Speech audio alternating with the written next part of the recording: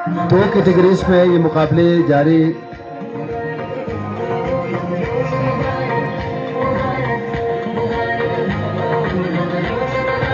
Tube और छांखेल वाले, ये दो कैटेगरीज में मुकाबला जारी है।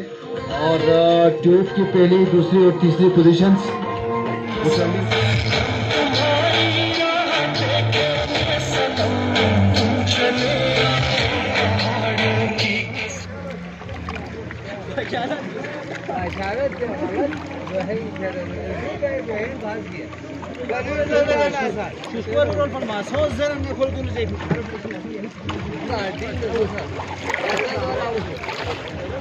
पहले पहुंचे वहीं फातेह करार पाएगी। आप सबकी भरपूर तालीम में हमारे जख्मान रिवायती अंदाज में मेहमानों के सामने से गुजर रहे हैं और जिली इंतजामिया की जानिब से यह अच्छी कोशिश है दम तोड़ते इस त्योहार, इस रिवायत।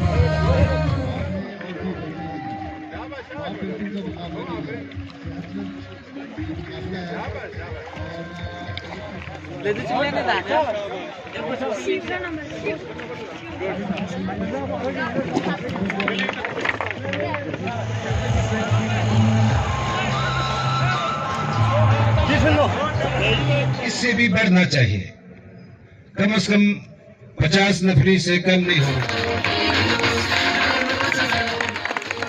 और से इलाके की तरफ से आप तमाम का शुक्रगुजार हूँ। उम्मीद है इंशाअल्लाह आइंदा भी मंजूर हुसैन